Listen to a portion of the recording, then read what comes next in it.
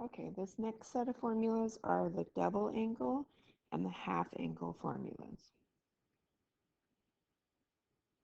So they're like the last ones, they're just plugging stuff in, you just plug in values and simplify. Here's the first step, or the first set, sorry. These are the double angle formulas because you can find the sine, cosine, or tangent of 2 theta by using a formula just based off of these guys. So instead of having to solve using the use theta and then go ahead and plug back in the 2x like we've been doing, there's a shorter formula for it. So here's how this one works. If you've got sine of 420, now that's big, so I'm going to look for 2 times something that equals 420. Well, if I do 2 times 210, then if I call that my theta, the formula it just gets plugged into is 2 sine of theta, which was 210, times the cosine of theta, which again was 210. Okay, 2 times the sine of 210, see that's 1/2, negative 1/2, and then the cosine of 210 is negative square root of 3 over 2. Okay, we're going to multiply all those together. We've got a 2 over 1 times negative 1 over 2 times negative square root of 3 over 2. So 2 times negative 1 times negative square root of 3 is positive 2 square roots of 3 over 4. And then the 2 and the 4 reduce down, become a 1 on top and a 2 on bottom. So this guy, sine of 420, is equal to a square root of 3 over 2. Okay, now cosine, if you look at it, there are 3 different choices here. So to find the cosine of 420, again, I'm going to do 2 times 210, so that 210 can be my theta.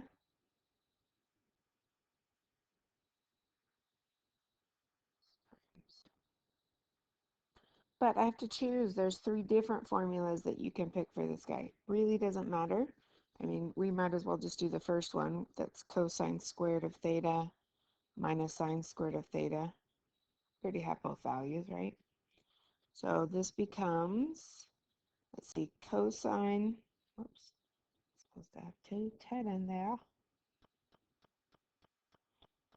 Now this isn't the same as the Pythagorean identity.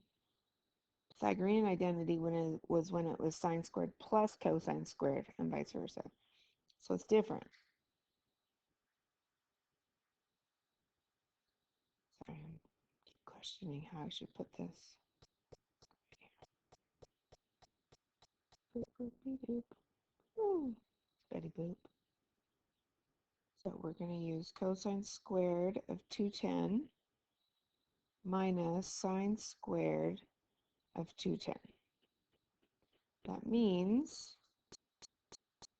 cosine of 210 squared minus the sine of 210 squared.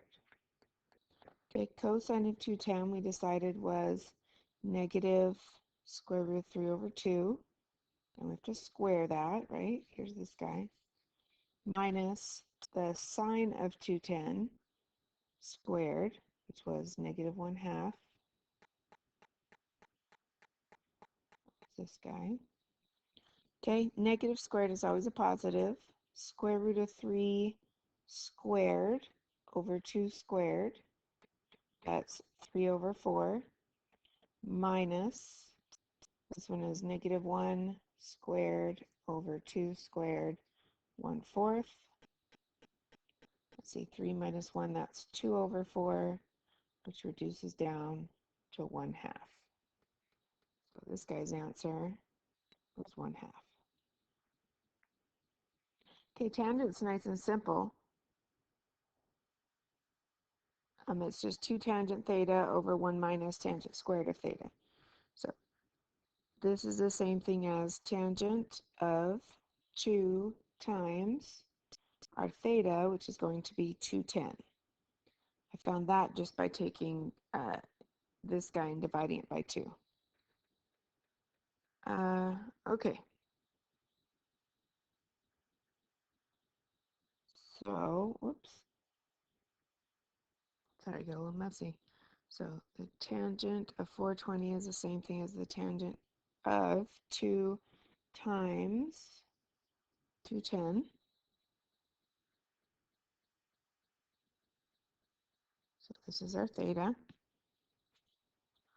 right, here we go. 2 times the tangent of 210 over 1 minus the tangent of 210 squared. Now we don't have a tangent of, oh wait, that's just from our table. Duh. Let's get with it, lady. Okay, so on top, this is 2 times tangent of 210 is square root of 3 over 3. It's in quadrant 3, so it's positive. Divided by 1 minus square root of 3 over 3 squared. This one's easy. This simplifies down to 2 square root of 3 over 3 divided by, this one though, there's a couple steps, right? We've got to do square root of 3 over 3 squared. That's going to be square root of 3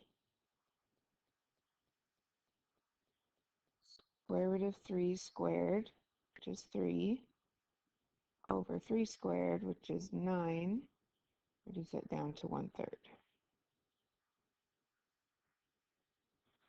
Okay, common denominator here. This is 1 over 1. We need it to be 3. So now we're looking at 3 minus 1 over 3, or 2/3. All right, back to the final piece. 2 square root of 3 over 3 divided by 2/3 equals 2 square root of 3 over 3 times 3 over 2. And now look what we have. A whole bunch of canceling. The 3 and the 3, the 2 and the 2, because all those are outside and they match. One in the top, one in the bottom. So you can cancel those guys out and you just end up with square root of 3. So this guy's answer is square root of 3. So double angle formula is not too bad. Okay, so here's some examples. 8 pi over 3 radians. You know my philosophy. Let's just go to degrees to make it a little bit easier on us. So 180 over pi cancels. That's going to be 480. Okay, so the sine of 480, we're going to turn that into the sine of 2 times something. So 480 divided by 2, that's 240. And that right there is going to become my theta. All right, so that's going to equal 2 times the sine of theta times the cosine of theta. Sine of 240, oops, not 24, 240 times the cosine of 240, right?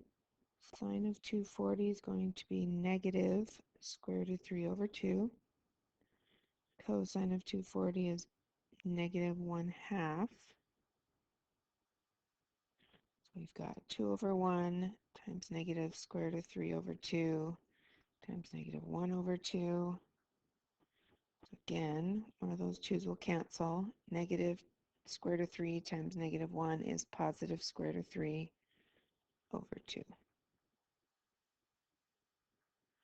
All right. Tangent of 600. Now, 600 to me is easy to figure out what it is that we should plug in for theta. So this is going to be the same thing as tangent of 2 times 300. And that, of course, is going to be our theta.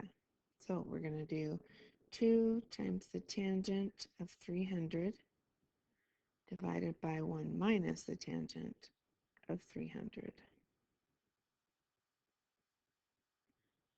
2 times the tangent of 300. Tangent of 300 is negative square root of 3, I hope. Okay, and then that's over 1 minus negative square root of 3. Top is easy. Negative 2 square root of 3. Bottom is 1 plus square root of 3. And we decided we're just going to have you stop there. Not worry about the fancy schmancy simplifying you can do afterwards. Okay, secant. Ooh, secant of 450. We haven't done any of the other reciprocal ones, right? Secant of 450. So let's see. If we can find the cosine, oopsie, size, I hit the wrong button. So if we could find the cosine of 450 and then flip the answer. Right, they're reciprocal. So if I can come up with an answer in the end that says it's cosine of 450, then if I just find the reciprocal of that answer, that would be the secant. So I'll go off of cosine. Let's see, which one are we going to pick? Remember, we had a whole bunch of them. Let's try a different one this time. Cosine of 2 theta. Let's do 2 cosine squared minus 1. So this time we're doing 450. Write this down so you can remember which one we're doing.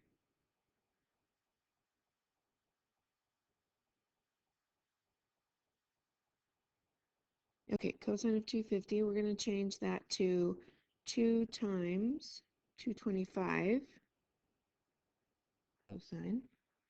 So this is our theta, which means we now have 2 times cosine squared of theta. Whoops. I'm going to write it as cosine theta in parentheses squared minus 1. Okay, 2 times, let's see, that's going to be the cosine of 225 squared minus 1. 2 times, let's see, cosine of 225 is negative square root of 2 over 2.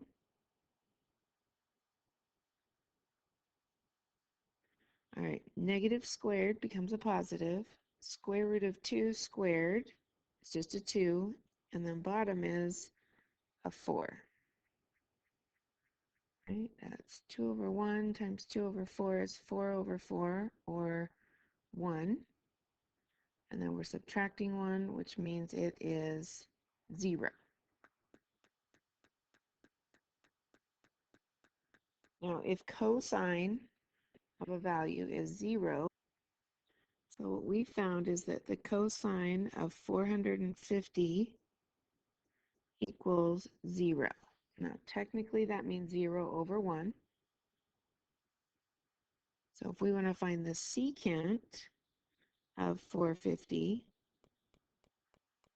that is the reciprocal of that. Uh-oh. No.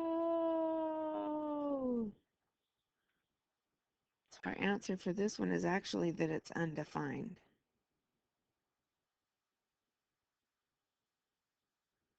Okay. Next set are called the, oh, this is one of those where